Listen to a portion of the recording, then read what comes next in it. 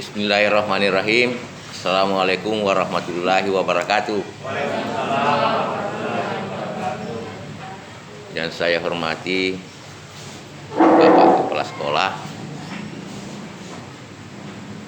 dan saya banggakan dan saya cintai Andi Idrus Pertamala, mantan Kepala Sekolah sekaligus mantan Ketua K3S Kecamatan Cina.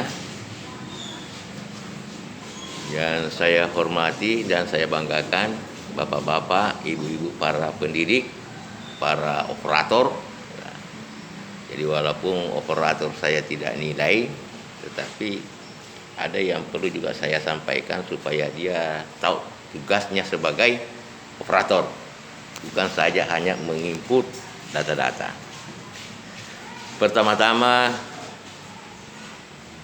saya tidak lupa mengucapkan puji dan syukur kehadirat Allah Subhanahu wa Ta'ala karena atas rahmat yang telah dilimpahkan kepada kita semua, sehingga pada hari ini kita masih diberikan kesempatan, kesehatan untuk berkumpul bersama-sama dalam rangka kunjungan saya untuk melakukan supervisi. Dalam kegiatan supervisi ini sesungguhnya melakukan penilaian, baik penilaian kinerja guru maupun penilaian kinerja kepala sekolah. Tapi di samping melakukan penilaian, saya juga akan memberikan pembinaan kepada bapak-bapak, ibu-ibu. Bapak-bapak, ibu-ibu yang saya hormati, sebelum saya menilai, jadi nanti kalau saya nilai itu ya kita berdampingan. Karena memang sekarang sistemnya itu adalah pendampingan. Namanya pendampingan itu harus duduk berdampingan. Ya, tidak sama dulu. Kalau kayaknya dulu itu kayaknya antara atasan dengan bawahan berhadapan. Ya, sekarang pengawas dilarang melakukan semacam itu. Pengawas itu tidak boleh bertindak sebagai atasan. Harus duduk berdampingan dengan guru ketika diperiksa administrasinya. Bapak-bapak, ibu-ibu yang saya hormati, jadi selama ini saya melakukan kunjungan, saya periksa beberapa administrasi. Sesungguhnya ada yang saya temukan. Nah, mungkin yang saya sudah temukan itu sudah beberapa kali saya sampaikan, tapi ternyata masih ada kesalahan atau kekeliruan, bukan kesalahan, keliru. Ya, ada kekeliruan di dalamnya. Sehingga saya anggap bahwa apa yang dibuat itu kurang nilai tambah. Ya, hanya sekedar dokumen-dokumen saja. Nah, begitu. Jadi ini perlu dipahami bapak-bapak, ibu-ibu. Yang dikatakan administrasi itu pasti bercerita tentang dokumen, ya. Asalkan administrasi itu pasti bercerita dokumen. Namanya dokumen, kalau tanpa catatan itu bukan dokumen juga namanya. Catatan pun itu kalau tidak ada manfaatnya bagi kita sendiri sebagai pembuat itu kayaknya tidak ada artinya juga. Hanya dokumen tumpukan-tumpukan saja, tidak ada betul-betulan. Ya, saya berikan satu gambaran, contoh bahwa RPP, contoh ini RPP. Kalau RPP yang kita perlihatkan baik kepada kepala sekolah maupun pada pengawas, RPP yang di-download, misalnya toh, bapak-bapak, ibu-ibu tidak bisa pakai, baru diperahkan kepala sekolah, hanya itu sekadar dokumen, tidak ada artinya itu. Ya, tidak ada manfaatnya. Sama juga kalau bahan ajar. Ya. Kalau bahan ajar tidak ada artinya, jadi setiap administrasi yang kita buat itu, kita tanya dulu diri kita, apa sih manfaatnya ini RPP bagi saya? Apa sih manfaatnya bahan ajar ini bagi saya? Kalau tidak ada, belum menemukan manfaatnya, ya cari-cari yang mana, artinya tanyakan di mana sebenarnya letaknya ini, apa yang saya buat supaya ada manfaatnya bagi saya. Karena sudah beberapa kali saya membuat bahan ajar misalnya, kayaknya tidak ada manfaatnya bagi saya. Begitu yang oleh karena itu saya ingin sedikit memberikan gambaran tentang RPP dan bahan ajar. RPP sekarang ini sangat simpel, toh, dibandingkan RPP sebelumnya. Ya, kalau kita mengatakan satu halaman, ya bisa saja, tapi jangan itu jadikan patokan harus satu halaman. Ya, kalau memangnya tidak cukup satu halaman, kasih cukup 2 halaman, kan begitu. Jangan dipaksa harus 1 halaman, tidak begitu. Hanya maksudnya itu 1 halaman, ya, RPP sudah selesai dibandingkan yang lalu, gitu. Yang perlu kita harus dulu pahami, ini yang perlu kita harus pahami bapak-bapak, ibu-ibu. Yang pertama itu harus kita bertanya di dalam hati, sebenarnya ini RPP untuk apa? Apa manfaat untuk saya? Begitu. Apakah hanya RPP ini mau diperlihatkan kepada kepala sekolah, diperlihatkan kepada pengawas? Sesungguhnya memang itu harus diperlihatkan sebagai pengawas. Tapi yang paling utama adalah RPP yang bisa kita pakai. Itu yang pertama. Ya. Kalau RPP itu belum bisa dipakai si pembuatnya, saya anggap itu hanya dokumen-dokumen yang tidak berguna. Nah, itu yang perlu kita pakai. Apalagi kalau namanya beli RPP. Seorang guru beli RPP, ada namanya nilai gengsi. Ya. Apalagi kalau guru-guru senior tono bersertifikasi tono baru beli RPP, tidak ada artinya itu. Ya, jadi sekarang yang perlu kita harus pahami itu RPP itu dipakai untuk mengajar, itu kata kuncinya. Jadi kapan belum bisa dipakai mengajar berarti belum ada artinya. Kapan RPP-nya itu tidak kayaknya tidak lengkap. Kalau misalnya mau mengajar tanpa RPP, kayaknya RPP yang kamu buat itu belum ada artinya. Ya. Jadi kalau kita melihat RPP sekarang yang dipermainkan oleh Pak Menteri itu tujuan, langkah-langkah pembelajaran kan begitu. Tujuan pembelajaran, langkah-langkah pembelajaran, dan penilaian.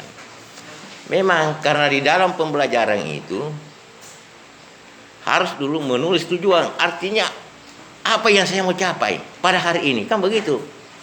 Harus ada tujuan. Ya. Mungkin misalnya mengatakan kenapa misalnya tidak ada KD-nya. Ya. Kan itu KD bersifat umum. Tapi kalau ada guru yang mau mengatakan bahwa mau menulis KD-nya itu tidak ada masalah. KD baru tujuan. Kayaknya kurang lengkap ini kalau tidak ada KD, tidak apa-apa. Angka KD-nya baru tujuannya dibawa. Tapi kalau ada guru misalnya hanya tujuannya saja, itu memang kan itu anjurannya contohnya yang dianjurkan oleh Pak Menteri. Ya. Jadi ketika ya kita sudah tahu bahwa ini yang saya mau capai besoknya, maka jelas bahwa apa yang saya lakukan supaya anak cepat mengerti. Itulah namanya langkah-langkah pembelajaran. Ya, apa yang saya lakukan? Setelah melaksanakan pembelajaran, tentu berikutnya kita ingin menilai. Ya. Jadi beda itu penceramah di masjid dengan guru. Kalau penceramah kan tidak ada penilaian. Kalau guru harus menilai apa yang telah dipelajari ini ada yang tersimpan di otaknya. Kan begitu, bapak-bapak, ibu-ibu. Jadi bapak-bapak, ibu-ibu yang saya hormati, yang pertama itu pahami dulu RPP. Ya, yang kedua itu yang perlu kita ketahui khususnya di dalam langkah-langkah pembelajaran. Langkah-langkah pembelajaran kan sudah ada tujuan. Kemudian di dalam langkah-langkah pembelajaran, karena di dalam kurikulum 2013 sebenarnya kita sudah dipandu oleh buku. Kita sudah dipandu oleh buku siswa. Di buku siswa itu kan berbentuk LKS namanya itu buku siswa. Misalnya pembelajaran tema ini, subtema ini, pembelajaran satu ini, mulai dari sini kan begitu. Ya. Biasa ada guru itu mengatakan, sebenarnya kalau kita pikir ini untuk apa ini RPP, kita dipandu oleh buku siswa, setelah ini lagi, setelah kan begitu. Ya, ada juga benarnya itu. Tapi kalau kita rancang dengan baik, karena di dalam melaksanakan tugas itu kan ada alokasi waktu, ada waktu kan. Ya. Di dalam langkah-langkah pembelajaran itu, yang perlu diketahui itu ada kegiatan guru dan ada kegiatan siswa. Nah, itu ada kegiatan guru, artinya ada peranannya guru sebagai memfasilitasi, ada peranannya siswa sebagai artinya mengerjakan. Kemudian ada waktu. Sebab kapan tidak ada waktu, ya bisa saja misalnya pembelajaran satu sudah keluar main pertama, nah baru keluar main pertama sudah selesai pembelajaran, kan begitu. Ataukah sebaliknya, belum selesai, waktunya sudah habis. Nah, justru itu ada pengelolaan waktu di dalamnya. Itulah di mana diatur itu di RPP. Jadi bapak-bapak, ibu-ibu yang saya hormati, yang perlu saya juga dipahami, ya, bahwa abad ke-21 ini ada 4C. Kalau bahasa Inggris itu 4C, bahasa Indonesia 4K. Ya. 4K itu bapak-bapak, ibu-ibu, atau 4C, selama proses pembelajaran itu diharapkan terlaksana semua. Nah, biasa guru saya lihat itu 4C-nya itu ditulis di RPP. Saya rasa tidak perlu ditulis. Ya, misalnya yang mana 4C-nya itu? 1. Harus hafal mati itu. 1 jadi siapa? Nah, kreatif, toh? 1. Kolaborasi atau kolaborasi ya. Komunikasi. Apalagi? Berpikir kritis, ya. Agapi lagi. Sebenarnya ada juga mandiri, toh? Kerja mandiri. Tapi di situ kreatif, berpikir kritis, komunikasi, kolaborasi. Di antara 4K itu harus itu kita pahami apa sebenarnya namanya kreatif. Ya. Itu. Jadi kalau kita bercerita kreatif, artinya seorang guru itu mengajar, terdapat di dalamnya kreatif itu, kalau dia mengatakan saya ini sudah kreatif tanpa menggunakan sumber, tanpa menggunakan alat, saya rasa tidak ada kreatifnya. Itu salah satu contohnya. Tidak ada sumber belajarnya, tidak ada alat-alat peraganya yang dipakai untuk difasilitasi kepada siswa. Baru yang mengatakan ini kreatifnya, biar 1000 kali kamu tulis lagi. Ya. Kemudian yang dikatakan kreatif itu juga adalah salah satu contohnya, ada gagasan-gagasan di dalam pelaksanaan pembelajaran. Gagasan-gagasan itu sebenarnya lahir dari siswa. Ada ide-ide yang diangkat oleh siswa. Nah, itu salah satu kreatif yang artinya nilai tambahnya sangat tinggi. Jadi misalnya kalau ditanya oleh pengawas atau orang lain, di RPP-mu ini mana kreatifnya? Itu tadi Pak, pada waktu siswa saya melakukan pembelajaran, ada gagasan-gagasan, ada ide-idenya, itu berarti sudah kreatif itu namanya. Ya kan begitu. Walaupun tidak ditulis kreatif. Jadi justru itu kita harus pahami. Kalau misalnya ditanya lagi, berpikir kritis, mana letak RPP mau berpikir kritis? Coba Pak, ini pertanyaan saya ini dengan menggunakan kata-kata bagaimana, mengapa ini. Kalau dijawab ini, jelas anak itu berpikir kritis. Ini Pak. Ya. Nah, jadi itu harus dipikirkan itu. Jadi bagaimana pengelolaan itu ya supaya terjadi itu. Apalagi kolaborasi. Ya. Mana di RPP-nya ada kolaborasi? Ini Pak, yang dikatakan kolaborasi kan kerjasama Pak. Ketika saya bagikan kelompok tugas bekerja sama baik dalam kelompok itu namanya kan berkolaborasi. Walaupun saya tidak tulis di RPP. Ya. Jadi begitu. Misalnya kalau ditanya lagi, di sini katakan komunikasi, mana komunikasinya? Wah, itu tadi Pak. Setelah kerja kelompok, masing-masing kelompok atau satu kelompok datang mempresentasikan, saya undang mempresentasikan dia. Kemudian dilemparkan, saling berbicara, saling menanggapi, itu namanya komunikasi. Ya. Walaupun tidak ditulis di RPP. Sebenarnya tidak sengaja 4C atau 4K itu stop lama. Stop lama. Ya. Hanya setiap itu para menteri misalnya atau harus ini kan begitu stop lama. Sengaja kolaborasi komunikasi mulai namanya pembelajaran apa namanya di dulu itu CBSA. Tony komunikasinya anak diajak berbicara kan begitu. Nah, jadi yang perlu diketahui bapak-bapak ibu-ibu ini di dalam langkah-langkah pembelajaran itu ya pernah sering saya katakan bahwa menulis langkah-langkah pembelajaran itu anggaplah sebuah susunan acara ya. Kemudian yang perlu juga diperhatikan bahwa di dalam pembelajaran itu ada juga namanya tahapan kegiatan awal, kegiatan inti, dan kegiatan akhir. Agi-agi dijamah, apapun yang mau dikerjakan nanti bagus itu kalau ada kegiatan awal, kalau ada kegiatan inti, dan ada kegiatan akhir. Di nama apa kau Ibu Marwah? Ya, apapun. Ya. Yang kita mau dikerjakan itu langsung kegiatan inti tanpa awal tidak bagus itu. Ya. Setelah kegiatan inti tidak ada penutupan, tidak bagus juga. Nah, jadi memang awal, inti, akhir.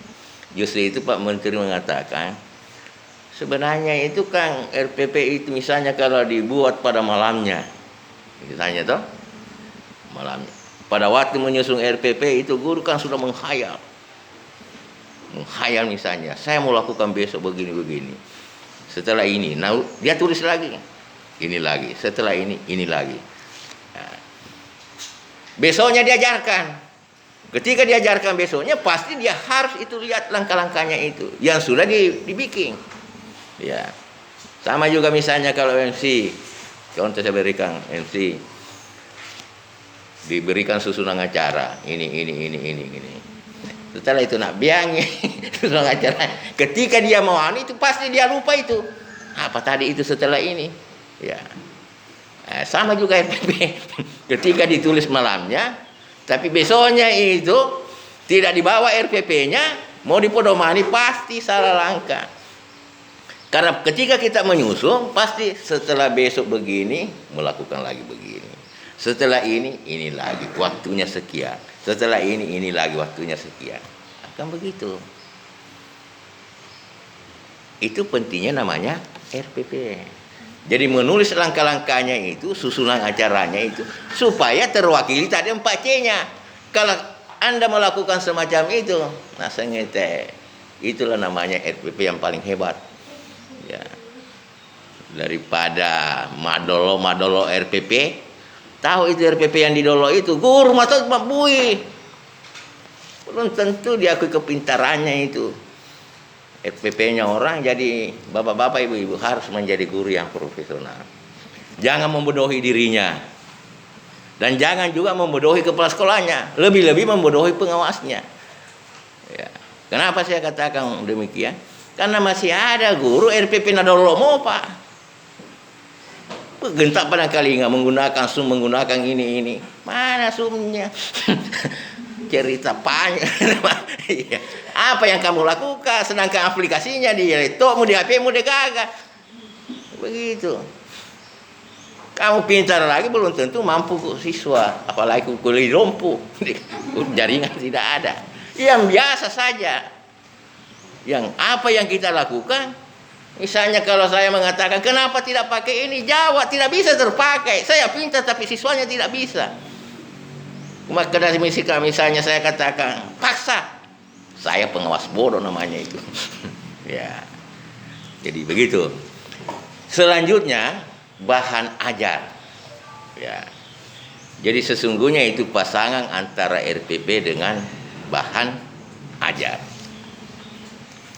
Pertama munculnya itu bahan ajar, berbagai macam versi. Baik pengawas, pokoknya katona kesimpulan, katona ini.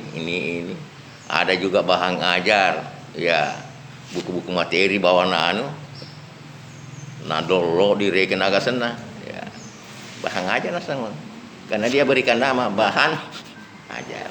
Nah, kalau kita berpikir bapak-bapak ibu-ibu ini, artinya tidak usah kita mengatakan bahwa yang mana yang benar, bahan ajar yang benar, tapi yang kita harus pikir bahwa yang mana kira-kira yang dikatakan bahan ajar bermanfaat bagi saya. Itu yang perlu kita pikirkan. Walaupun orang mengatakan bahwa itu bukan sesungguhnya bahan ajar, tapi kalau bapak-bapak, ibu-ibu ini mengatakan inilah yang saya katakan bahan ajar, ya buatan sendiri dan bermanfaat bagi saya dan bermanfaat untuk bagi guru, bagi siswa.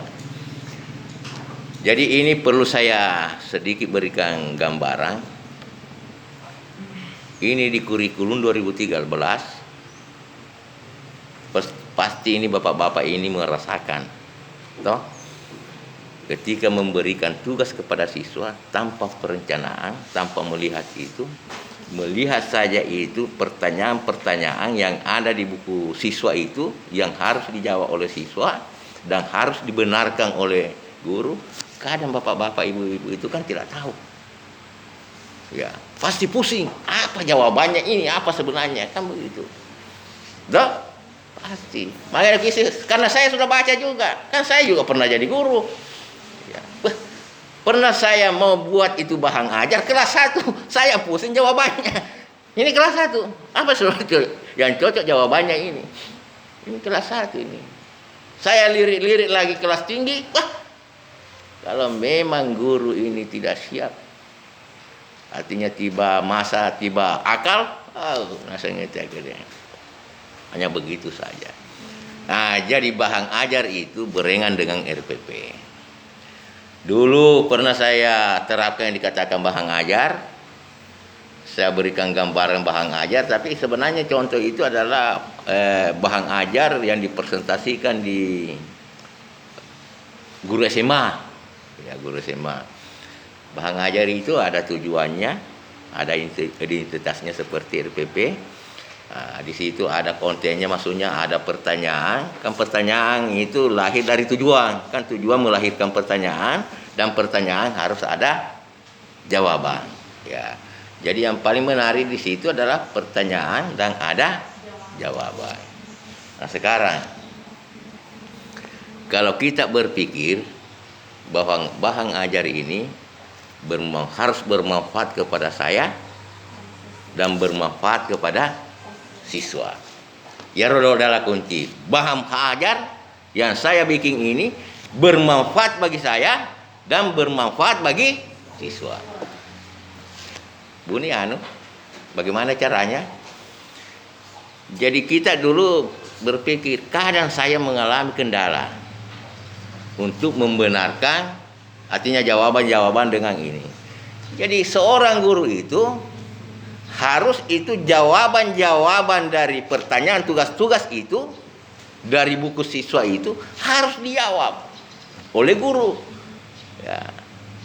Kan lahirkan tujuannya, tidak perlu ditulis tujuannya. Ya, cukup identitasnya saja seperti RPP.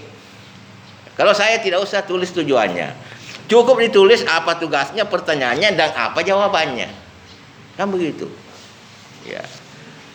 Setelah itu, setelah anak misalnya mengerjakan tugasnya, kan pasti itu mau dipresentasikan, mau diperiksa, Apakah jawabannya benar atau salah? Ya, tentu ada kesiapan guru.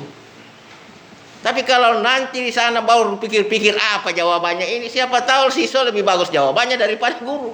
Ya, kan begitu. Jadi itu namanya dipakai untuk guru.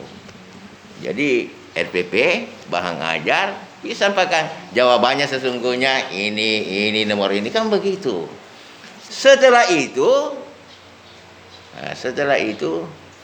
dikasih anak itu bahan ajar, kasih, berikan semua. Bagaimana caranya supaya diambil semua dan cepat, kan begitu. Kalau misalnya mau disalin, lebih baik printer, toh, begitu modelnya.